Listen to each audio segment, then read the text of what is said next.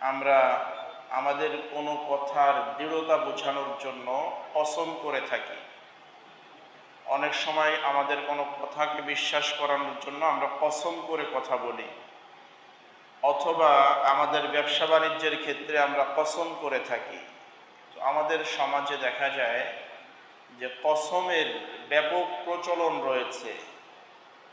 তো আল্লাহ সুবহানাহু ওয়া তাআলা কসম নিয়ে বিস্তারিত আলোচনা করেছেন কোরআনুল কারীমের মধ্যে।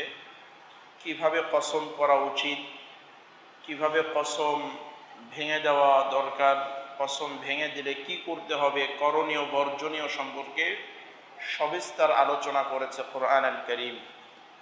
আল্লাহ পাক প্রথমে বললেন, লা ইউআখিযুকুমুল্লাহু বিল্লাগবি ফি আইমানিকুম ওয়ালাকিন ইউআখিযুকুম বিমা আক্কাদতুমুল আইমান। অনেক সময় অনর্থক কসম আমরা করি, অযথা কসম করে থাকি। সে কসমের জন্য আল্লাহ পাক আমাদেরকে পাকড়াও করবেন না, কিন্তু যেটা দৃঢ়তার সাথে যে কসমগুলো আমরা করে থাকি, সেই কসমগুলো যদি আমরা ভঙ্গ করি তাহলে আল্লাহর কাছে জবাব দিতে হবে। তো কসম যেগুলো মূলত কসম, আর কিছু আছে কসম না। যেমন আহলে আরবরা এমনিতেই কথায় কথায় বলে ওয়াল্লাহি বিল্লাহি তাল্লাহি, আল্লাহর কসম। এগুলো হলো তাদের পরিভাষা। মানুষকে বিশ্বাস করানোর জন্য বা ওয়াদা টিকানোর জন্য তারা এই কসমগুলো করে না, এমনি তাদের ভাষাই ওয়াল্লাহি বিল্লাহি, আল্লাহর নামে তারা শপথ করে। আরেকটা বিষয় হলো, যেটা আমরা সত্যকার কসমের জন্যই কসম করছি, মানুষকে বিশ্বাস করানোর জন্য এবং আমার কোনো ওয়াদাকে ঠিক রাখার জন্য কসম করি, তখন সেই কসমগুলো অবশ্যই আমাদেরকে পালন করতে হবে। যেমন আপনি একজনের কাছ থেকে 50,000 টাকা কর্জে হাসানা নিলেন, বললেন যে 10 দিন পরে আমি দিয়ে দিব। এখন লোকটা আপনাকে বিশ্বাস করে না, তো আপনি কসম করে ফেললেন যে আল্লাহর কসম আমি 10 দিন পরে তোমাকে দিয়ে দেব। এই যে আপনি আল্লাহর কসম করে তাকে বিশ্বাস করালেন, এটা কসম হয়ে গেল। এখন যদি আপনি এই কসম ভঙ্গ করেন, 10 দিন পরে যদি আপনি পয়সাটা ফেরত দিতে না পারেন বা না দেন, তাহলে আপনার কসমটা ভেঙে গেল। এবার আপনাকে কসমের কাফারা দিতে হবে। এভাবে আমরা অনেক ক্ষেত্রে দেখি যে আমরা কসম করে কথা বলি, কিন্তু পরবর্তীতে সেই কসমটা যদি ভেঙে দিই তাহলে কসমের একটা কাফারা আছে। ফাকাফফারাতুহু ইতআমু 10 মাসাকিন মিন আওসাতি মা তুতঈমুনা আহলিকুম আও কিসওয়াতুহুম আও তাহরিরু রাকাবা। কসম ভেঙে দিলে 3টা কাফারা দিতে হয়। কয় ধরনের কাফারা দিতে হয়? 3 ধরনের। এই 3 ধরনের কাফারার যে কোনো এক ধরন দিয়ে দিলে আপনার কাফারা আদায় হয়ে যাবে।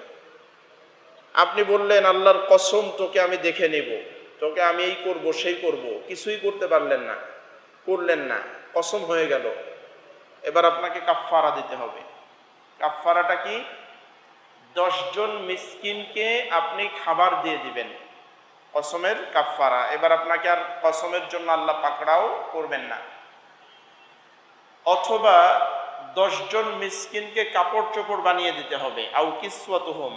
হয় আপনি 10 জন মিসকিনকে খাবার দিবেন, অথবা 10 জন এতিম বাচ্চাকে কাপড় বানিয়ে দিবেন, আও তাহরিরু রাকাবা, অথবা একটা গোলাম আজাদ করে দিতে হবে। তো এখন গোলাম প্রথা তো আর নাই, তো বর্তমানে গোলাম আজাদ করার বিষয়টাও নাই। কসমের কাফারায় 2টা জিনিস আমাদের লক্ষ্য রাখতে হবে। একটা হলো 10 জন মিসকিনকে খাবার দিয়ে দেওয়া, অথবা 10 জন মিসকিনকে পোশাক দিয়ে দেওয়া। খাবারটা যে আমরা দিব, খাবারটা দেওয়ার ক্ষেত্রে মিসকিনকে স্বাধীনতা দিতে হবে। আপনি আপনার বাড়িতে রান্না করলেন আর 10 জন মিসকিন ডেকে এনে বললেন এখানে বসে খেয়ে যাও, খবরদার খাবার নেওয়া যাবে না, অপচয় করা যাবে না, না, এই বাধ্যবাধকতা তারা দেওয়া যাবে না। আপনি কসমের কাফারা দিবেন, 10 জন মিসকিনকে খাবারের স্বাধীনতা দিতে হবে। আপনার বাড়িতে দাওয়াত করে এনে 10 জন মিসকিনকে খাওয়াবেন, ঠিক আছে, কিন্তু ওই লোকটা যদি তার খাবার আপনার বাড়িতে বসে না খেয়ে পরিবারের কাছে নিয়ে যেতে চায়, আপনি বাধা দিতে পারবেন না যে ঠিক আছে তুমি খেয়েও যেতে পারো, নিয়েও যেতে পারো, সমস্যা নেই। কারণ হলো এই কসমের কাফারার যে খাবারটা, এটা আপনার অধিকার না, ওই মিসকিনের অধিকার। ওর খাবার কেউ খাবে না, নিয়ে যাবে, সেটা ওর ব্যক্তিগত বিষয়, আপনার কোনো বিষয় না। তো কসমের কাফফারার ক্ষেত্রে যে খাবারটা আমরা দিব, অবশ্যই খাবারের ক্ষেত্রে স্বাধীনতা দিতে হবে, অথবা 10 জনকে পোশাক দিতে হবে। এখন পোশাকের ধরনটা কি হবে? আল্লাহ পাক বললেন খাবারের ধরনটা হলো তোমরা ফ্যামিলিতে যে পরিমাণ খাবার খাও, যে দামের খাবার খাও, ওই ধরনের খাবার দিবে। এখন কসমের কাফফারা, আপনি খান গরুর গোশত দিয়ে ভাত, মিসকিনকে দিলেন শুধু ডাল আর আলু ভর্তা, না, হবে না। খাবারটা আপনি যে মানের খাবার খান, যেই গুণগত মানের খাবার, ওই গুণগত মান বজায় রেখে মিসকিনকে খাবার দিতে হবে। আর যদি কসমের কাফফারা আমরা পোশাক দিয়ে দিই, তাহলে কমপক্ষে সতর ঢাকে নামাজ হয় এই পরিমাণ পোশাক দিতে হবে। আপনি যদি 10 জন মিসকিন পুরুষকে পোশাক দেন, তাহলে হাঁটুর নিচ থেকে নাভি পর্যন্ত ঢাকে এই পরিমাণ একটা সতর ঢাকার পাজামা লুঙ্গি দিতে হবে, আর একটা জামা দিতে হবে, কুর্তা দিতে হবে। এই দুইটা জিনিস কাফফারা আকারে দিতে হবে 10 জনকে। যদি কোনো মেয়ে মানুষ মিসকিনকে আপনি কসমের কাফফারা হিসেবে পোশাক দেন, তাহলে তার পুরো শরীর ঢাকা, সাথে মাথাটা ঢাকা যায় এমন একটা ওড়নাও দিতে হবে, অথবা একটা গোলাম আজাদ করতে হবে। তো আমরা যে কসমগুলো করি, এই কসমের কাফফারা দিতে হবে 3টা জিনিস দিয়ে। 10 জন মিসকিনকে খাবার দিতে হবে, পরিবারে যে খাবার খাই ওই মান বজায় রেখে, স্বাধীনতার সাথে, যে তুমি ইচ্ছা করলে খেয়ে যেতে পারো, ইচ্ছা করলে নিয়ে যেতে পারো, অথবা সুন্দর হয় আপনি বাজার করে দিলেন, অথবা আরো সুন্দর হয় আপনার একবেলা খেতে কি পরিমাণ পয়সা লাগে, ওইভাবে 10 বেলার পয়সাটা তাকে দিয়ে দিলেন যে তোমার যা মনে চায় তুমি করো, আদায় হয়ে গেল। অথবা 10 জনকে ড্রেস কিনে দিতে পারেন, অথবা ড্রেসের সমপরিমাণ পয়সা দিয়ে দিতে পারেন, কসমের কাফফারা আদায় হয়ে যাবে। এরপরে আসি, কসম যে আমরা করি, আল্লাহর নামে কসম ছাড়া পৃথিবীর আর কোনো কিছুর নামে কসম করা যাবে না।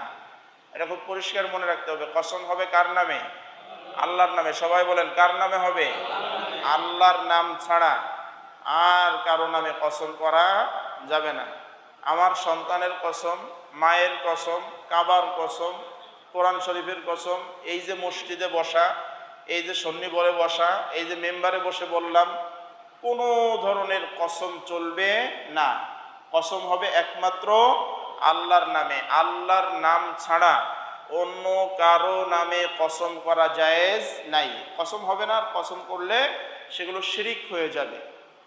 ইবনে ওমর রাদিয়াল্লাহু তাআলা আনহু, ওমর ইবনুল খাত্তাব রাদিয়াল্লাহু তাআলা আনহুর ছেলে, উনি বলেন যে রাসূলুল্লাহ সাল্লাল্লাহু আলাইহি ওয়াসাল্লাম বলেছেন, যে ব্যক্তি আল্লাহর নাম ছাড়া অন্য কোনো কিছুর নামে কসম করলো, ফাকাদ আশরাকা, সে শিরিক করলো। অতএব আল্লাহর নাম ছাড়া অন্য কারো নামে কসম করলে কি হবে? শিরিক হবে। আর শিরিকের ব্যাপারে তো আল্লাহ বলেছেন, ইন্নাল্লাহা লা ইয়াগফিরু আন ইউশরাকা বিহি ওয়া ইয়াগফিরু মা দুনা যালিকা লিমান ইয়াশা। আল্লাহ শিরিকের গুনাহ কোনোদিন ক্ষমা করবেন না যতদিন তারা ওই শিরিকটাকে না ছাড়বে। আপনি শিরিক না ছাড়লে শিরিক করেই যাবেন, আর আল্লাহ ক্ষমা করে দেবেন না। কিয়ামতের দিনও আল্লাহ শিরিকের গুনাহ ক্ষমা করবেন না। এছাড়া যত মস্ত বড় পাপ করেন, ইচ্ছা করলে আল্লাহ ক্ষমা করে দিতে পারেন, কিন্তু শিরিকের গুনাহ আল্লাহ কোনোদিন ক্ষমা করবেন না। তো আমাদের সমাজে ব্যাপক প্রচলন আছে, মসজিদের নামে কসম করে, পীর সাহেবের নামে কসম করে, কাবার নামে কসম, কোরআন শরীফ ধরে কসম করে, কোরআন শরীফ মাথায় নিয়ে কসম করে, যে আমি এই যে কোরআন মাথায় নিয়ে কসম করলাম। না, এগুলো কসম হবে না। কসম হবে শুধু আল্লাহর নামে। আকসামতু বিল্লাহ, আমি আল্লাহর নামে কসম করলাম, অথবা আহলাফতু বিল্লাহ, আমি আল্লাহর নামে কসম করলাম। হ্যাঁ, হতে পারে যে আসমান সৃষ্টিকর্তা, জমিনের সৃষ্টিকর্তার নামে কসম, এটা হতে পারে। আমার তোমার রবের কসম হতে পারে, আমার তোমার প্রভুর কসম, এভাবেও হতে পারে। আল্লাহর 99টা নাম আছে, সেই নামগুলো নিয়ে, অর্থাৎ যেভাবেই কসম করবেন এই কসমটা যেন আল্লাহর জন্য হয়, আল্লাহর নামেই হয়, তাছাড়া কসম হবে না। তাছাড়া কি হয়ে যাবে? শিরিক হয়ে যাবে। কোনো হালাল জিনিসকে আপনি হারাম করতে কসম করতে পারবেন না। অনেকের কাছে অনেক সময় আমরা বলি, কোনো একটা জিনিস খাবার হয়তো আমার নিষেধ, যেটা খেলে ডায়াবেটিস বেড়ে যায়, সুগার বেড়ে যায়, প্রেশার বেড়ে যায়, আপনি বললেন আল্লাহর কসম এই জিনিসটা আর কোনোদিন খাবো না। না, এই ধরনের কসম করা যাবে না। নবী সাল্লাল্লাহু আলাইহি ওয়াসাল্লাম একবার মধুর ব্যাপারে কসম করেছিলেন যে আল্লাহর কসম আর কোনোদিন আমি মধু খাবো না। তো তো সাথে সাথে আয়াত নাজিল হলো, ইয়া আইয়ুহান নাবিয়্যু লিমা তুহাররিমু মা আহাল্লাল্লাহু লাক। নবী, আপনি এই কাজটা কেন করলেন? যেই মধু আল্লাহ আপনার জন্য হালাল করেছে, আপনি আল্লাহর নামে কসম করে সেটাকে হারাম করলেন কেন নিজের জন্য? এই কাজ করা যাবে না।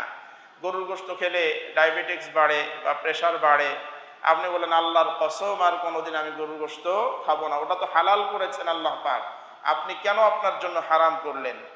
আপনি খাবেন না, আপনার নিষেধ, সেটা ভিন্ন কথা, কিন্তু কোনো বৈধ জিনিসকে কসম দিয়ে অবৈধ করা যাবে না, এটা নিষেধ, এটা সম্পূর্ণ নিষেধ। এজন্য কসম হতে হবে কোনো ওয়াদার ক্ষেত্রে, যে কেউ ওয়াদা বিশ্বাস করছে না, আপনি বিশ্বাস করার জন্য, কিন্তু একটা হালাল জিনিসকে হারাম করতে আপনি খবরদার কসম করবেন না। এই হলো মোটামুটি কসম নিয়ে আল্লাহ পাক আলোচনা করেছেন।